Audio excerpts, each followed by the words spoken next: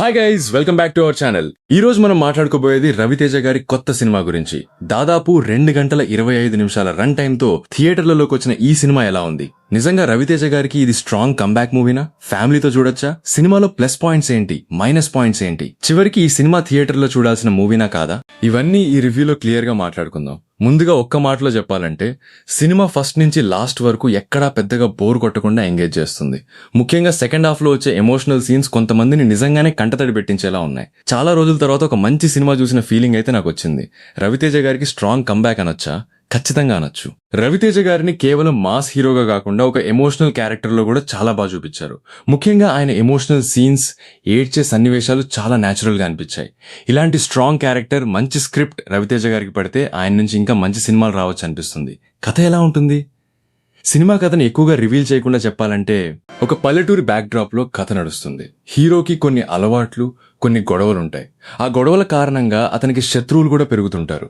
అయితే అసలు హీరో ఎందుకు ఇలా మారాడు? అతని జీవితంలో ఏం జరిగింది? అతని కుటుంబం పరిస్థితి ఏంటి? అసలు ఈ గొడవల వెనుక ఉన్న అసలు కారణం ఏంటి అనే విషయాలను ఫస్ట్ హాఫ్ లో క్యారెక్టర్స్ ని ఎస్టాబ్లిష్ చేస్తూ చాలా నెమ్మదిగా కాకుండా చాలా న్యాచురల్ గా ఫాస్ట్ పేస్ లో తీసుకెళ్లారు. ఫస్ట్ హాఫ్ లో మెయిన్ స్టోరీ పెద్దగా స్టార్ట్ అవ్వకపోయినా బోర్ కొట్టకపోవడానికి అదే కారణం. సెకండ్ హాఫ్ ఎలా ఉంటుంది? ఇక్కడ నుంచే సినిమా పూర్తిగా మరో జానర్లోకి వెళ్తుంది. ఫస్ట్ హాఫ్ లో ఉన్న ఎమోషన్, ఫ్యామిలీ డ్రామా క్రమంగా థ్రిల్లర్ ఎలిమెంట్స్ గా మారుతుంది. మిస్టరీని ఒక్కొక్కటిగా రివీల్ చేస్తూ ప్రేక్షకుడిని చివరి వరకు కూర్చోబెట్టే ప్రయత్నం చేశారు. అయితే ఇక్కడే సినిమాకు ఒక చిన్న మైనస్ కూడా ఉంది. థ్రిల్లర్ పార్ట్ లో కొన్ని లాజిక్స్ ను దర్శకుడు కొంచెం సినిమాటిక్ లిబర్టీ తీసుకున్నట్టుగా అనిపిస్తుంది. కొన్ని విషయాలు నిజ జీవితంలో ఇంత ఈజీగా జరగవు అనిపించే సన్నివేశాలున్నాయి. ముఖ్యంగా మిస్టరీ రివీల్ చేసే సమయంలో కొన్ని ప్రశ్నలు మనకు వస్తాయి, కానీ అవి పెద్దగా సినిమా ఎక్స్పీరియన్స్ ను డిస్టర్బ్ చేసేంతగా మాత్రం లేవు. తండ్రి కూతురు అనుబంధం సినిమాలో నాకు బాగా నచ్చిన అంశాల్లో ఇదొకటి. తండ్రి కూతురు మధ్య ఉన్న ఎమోషనల్ బాండ్ ను చాలా బాగా చూపించారు. ఒక కూతురు పుడితే ఆమెను ఎలా ధైర్యంగా పెంచాలి, ఆమె కోసం ఒక తండ్రి ఎంతవరకు వెళ్లగలడు అనే విషయాన్ని కథలో చాలా సహజంగా చూపించారు. ఈ ఎమోషనల్ ట్రాక్ సినిమా మొత్తానికి మంచి బలం ఇచ్చింది. యాక్టర్స్ ఎలా చేశారు? రవితేజ గారి పెర్ఫార్మెన్స్ గురించి ప్రత్యేకంగా చెప్పాల్సిన అవసరం లేదు. ఆయన ఈ క్యారెక్టర్లో చాలా కంఫర్టబుల్ గా కనిపించారు. ప్రియ భవానీ శంకర్, సాయి కుమార్, అజయ్ ఘోష్ తో పాటు మిగతా సపోర్టింగ్ యాక్టర్స్ కూడా తమ పాత్రలకు న్యాయం చేశారు. ముఖ్యంగా పల్లెటూరి వాతావరణంలో క్యారెక్టర్స్ ను చాలా న్యాచురల్ గా ప్రెజెంట్ చేశారు. మ్యూజిక్, బీజీఎం, జీవి ప్రకాష్ కుమార్ మ్యూజిక్ సినిమాకు మరో ప్లస్ పాయింట్. ముఖ్యంగా ఎమోషనల్ సీన్స్ లో బ్యాక్గ్రౌండ్ స్కోర్ చాలా బాగా వర్క్ అయింది. మల్లెపూల పల్లకి సాంగ్ కున్న 2 వెర్షన్స్ కూడా థియేటర్లో మంచి ఇంపాక్ట్ ఇస్తాయి. విజువల్స్, డైరెక్షన్ సినిమాలో పల్లెటూరి వాతావరణాన్ని చాలా బాగా క్యాప్చర్ చేశారు. ఇళ్లను, వీధులను, చుట్టుపక్కల ఎన్విరాన్మెంట్ ను చాలా న్యాచురల్ గా చూపించారు. ముఖ్యంగా తండ్రి కూతురు మధ్య వచ్చే సన్నివేశాలను దర్శకుడు చాలా అందంగా తెరకెక్కించారు. ఇది స్లోగా నడిచే రెగ్యులర్ గ్రామీణ సినిమా కాకుండా మలయాళ సినిమాల తరహాలో న్యాచురల్ ట్రీట్మెంట్ తో ఫాస్ట్ గా మూవ్ అవుతున్నట్టు అనిపిస్తుంది. దేవుడి అంశం ఎలా వాడారు?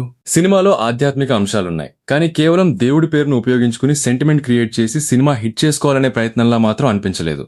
దేవుణ్ణి కథలో భాగంగా ఉంచారు. ఇది నాకు పాజిటివ్ గా అనిపించింది. ఫ్యామిలీతో చూడొచ్చా? సినిమాలో కొన్ని అడల్ట్ రిఫరెన్సెస్, సన్నివేశాలున్నాయి, అయితే అవి సినిమాని డిస్టర్బ్ చేసే స్థాయిలో ఎక్కువగా లేవు. కాబట్టి అడల్ట్ కంటెంట్ విషయంలో మీ ఫ్యామిలీ కంఫర్ట్ ను బట్టి నిర్ణయం తీసుకోవచ్చు. ప్లస్ పాయింట్స్: రవితేజ గారి పెర్ఫార్మెన్స్, తండ్రి కూతురు emotion, fast pacing, first half లో మంచి character establishment, second half thriller elements, natural పల్లెటూరి వాతావరణం, జీవి ప్రకాష్ బీజీఎం అండ్ మంచి సపోర్టింగ్ పెర్ఫార్మెన్స్లు. మైనస్ పాయింట్స్: సెకండ్ హాఫ్ లో కొన్ని లాజిక్ సమస్యలు, కొన్ని థ్రిల్లర్ సీన్స్ సినిమాటిక్ గా అనిపించడం, మిస్టరీ రివీల్ సమయంలో కొన్ని ప్రశ్నలకు క్లారిటీ తక్కువగా అనిపించడం. Final word ICT. మొత్తంగా చూసుకుంటే సెకండ్ హాఫ్ లోని థ్రిల్లర్ పార్ట్ లో కొన్ని లాజిక్స్ ను పక్కన పెట్టగలిగితే ఫస్ట్ నుంచి లాస్ట్ వరకు ఎంగేజింగ్ గా సాగే మంచి ఎమోషనల్ థ్రిల్లర్ ఇది. ముఖ్యంగా రవితేజ గారి పెర్ఫార్మెన్స్, తండ్రి కూతురు అనుబంధం, న్యాచురల్ టేకింగ్, బీజీఎం సినిమాకు మంచి బలంగా నిలిచాయి.